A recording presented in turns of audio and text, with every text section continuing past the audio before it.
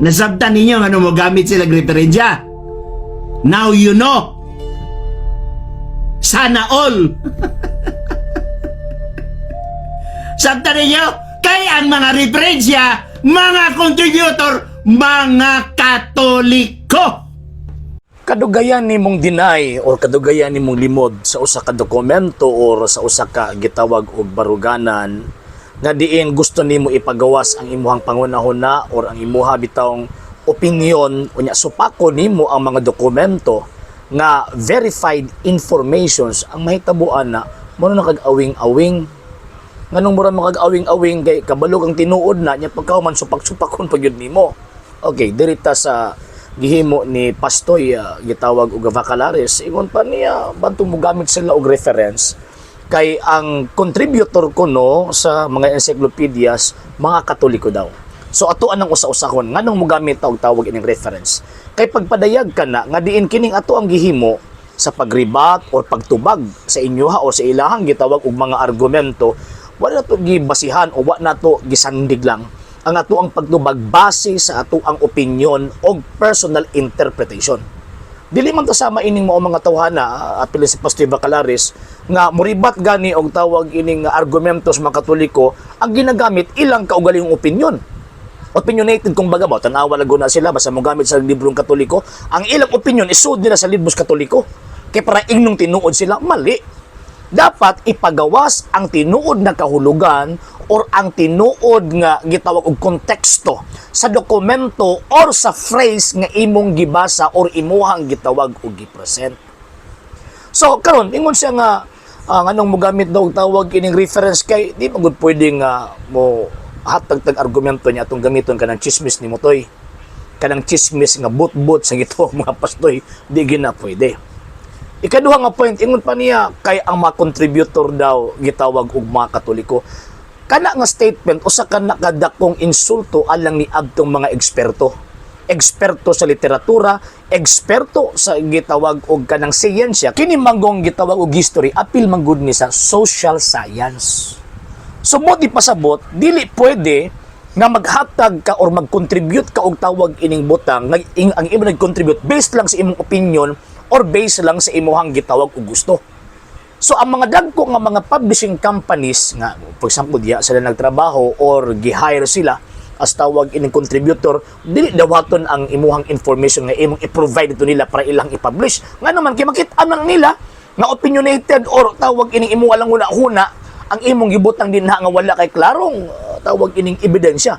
And remember ang kalilabi na gani mga dagko nga mga encyclopedia companies na sila not less than 4,000 experts in different field of knowledge. So makita nato nga before na i-publish iagi una na sa ilang mga editors. Agkadtong gitawag og mga editors sila na ang mo determine, sila na ang mo verify kung kana bang gihatag nga information sa ekspertong contributor correct ba na. Munang ilahan ng i-verify by way of tawag ining to counter. I-counter nila by way of basing the primary and the secondary evidences. And syempre, i-apply nila ang external o internal criticisms concerning sa gitawag og analysis sa history. So, kana ang mahitabo tungod gi-publish na subot pasabot nakapasar sa gitawag og standard sa publishing company nga mag-provide og comprehensive scholarly tawag ining document or information na i-publish sa ilahang gitawag og libro.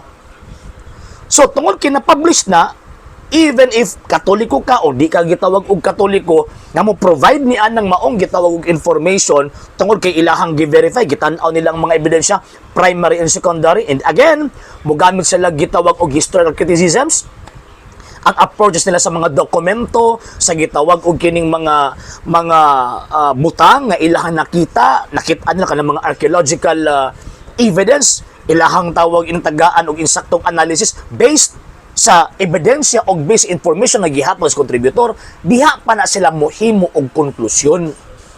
So, the fact na nasulat na sa libro, for example, mga encyclopedias, buti pasabot, conclusive ka na.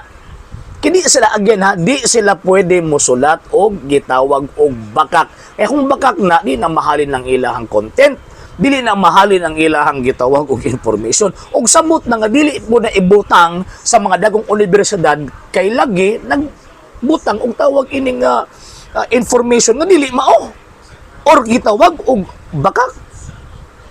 So, mo ni point na to, bisag Katoliko ang ni-provide sa gitawag og information pero dili man i-publish dayon, moagi man na og tawag ining editing in the sense nga tan-awon i-verify ang information na gihatag sa maong gitawag og contributor. And balikon na ko ha, kana nagsulat scholar na, kana nagsulat eksperto, kana ni provide og tawag ining information eksperto na sa kasaysayan. Og kadto po mag-edit eksperto po sa kasaysayan. I-counter man na ang tawag ng ebidensya.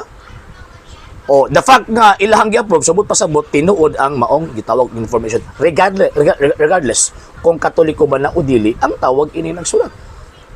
Sa karon kumingon siya nga Katoliko manggod ang nagsulat subot pasabot or contributor. Buti pasabot si Pastoy Bacalaris kini nga tuang higala nga pastoy sa Seventh-day Adventist walay hanaw sa proseso sa pagsulat og kasaysayan. Walay gitawag og hanaw.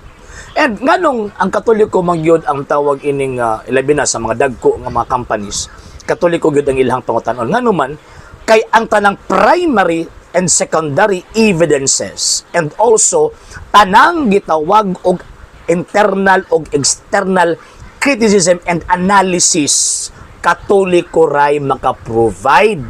Ngano man kay naatanan sa iyaha ang sources. So mao na nga dito gyud mangutana ang mga eksperto. Kay naman to na sa iyang mga sources di man pwede nga diha sa inyo mangutana kay buto naman mo 1863. Di ba? Mo nang ang Katoliko diri naghatag si Father so and so for example. Pero gitanaw nila na o tinuod ba na o dili kanang gi-provide ni Father Talpulano or Father gitawag og Juan or Father Pedro nga historian.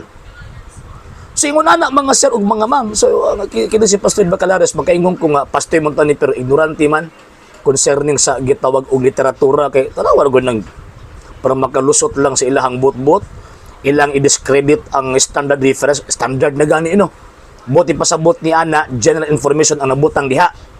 General facts ang nabutang dinha. So kung mingon ka nga dili na mao tungod kay feeling nimo gitawag og bias, dili provide ng evidence to counter that evidence. Pero ang problema, ang imong i-provide imura pong opinion di dakong katawan na. O sige reklamo nga pagpari magud ang nagsuot ana nya kamo. Imposible man nagway mga istoryan sa inyo ha. Imposible pud na nga way ni counter ana. Imposible pud na and sa akong pagkabalo daghang mga dili Katoliko nga mga editors sa mga dagko nga mga encyclopedia companies. Imposible nga tawag anang wala gi-counter. The fact nga even sila biuyon nga kanang information tinuod na buti pasabot verified na nga information or kanang information nagbit-bit na og facts nga angayang tuuhan. So mo na magkatawa ko ning mga tawana para ingnon lang nga tawag ining rapong tinuod pero tanawang argumento sus Ginoo ko, is a fallacy of suppressing the facts. Nga naman kita nawara gisud ni yung una-una sa libro. Dili na pwede. So kana mga sir mga dito pailad ini ning klaseng argumento sa mga pastoy nga way hanaw sa gitawag og literatura. Ambot kasi maka-question ta ng ilang eskwelahan ba nagtudlo ba nagtarong even history di natuuhan. Okay? Sa hindi pa po nakapag-follow sa mga pages po natin, i-follow nyo po yung mga pages po natin, RJ Horolanciano II.TV, Argumento page, Kuya Apologies TV page, and RJ's Vlog 2022. And pwede rin po kayo mag-send po dyan ng Facebook stars. And also, sa atin po mga channels, sa hindi po nakapag-subscribe, i-subscribe po ninyo yung mga channels natin, Dalay Catholic, Apologies International Official, RJ Santo II.TV, Kuya Apologies TV, and Barrio Kawayan Religious Forum. And pwede rin po kayo mag-send po dyan ng super sticker, super chats, and super thanks. And maraming salamat po sa mga kapatid at mga Katoliko na ulis pong tumutulong sa programa po natin. Maraming salamat po. Nang dahil po sa tulong at suporta po ninyo ang programa pong ito, until now, andito pa rin po sa social media.